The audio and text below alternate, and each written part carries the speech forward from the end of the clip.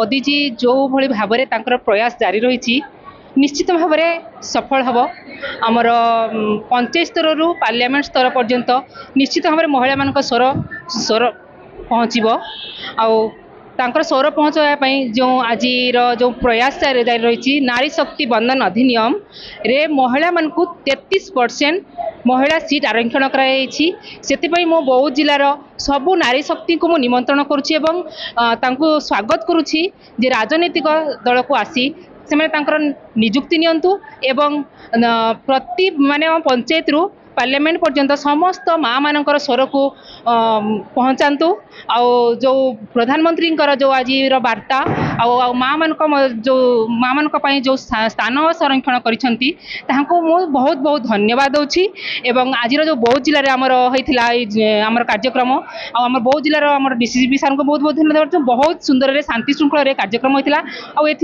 500 रु अधिक माँ मैंने निजुक्ति नहीं भारत प्रधानमंत्री नरेंद्र मोदी जिते दिन 2014 रु शासन का गादी बसीचन से दिन महिला माने बहुत सशक्त होइछन। आज प्रत्येक स्वयं सहायक गोष्ठी है कि नाइन आज समस्ते लक्षपति दीदी होइछन।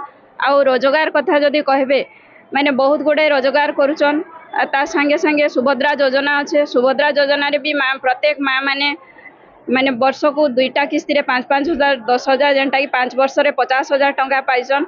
तो से लगी मुई प्रधानमंत्री को बहुत बहुत धन्यवाद देवी जे महिला मान माने बहुत स्वावलंबी होइछन। नारी शक्ति होचे राष्ट्र शक्ति। गोटे नारी जदि विकसित हेबा गोटे घर माने सशक्त हेबा।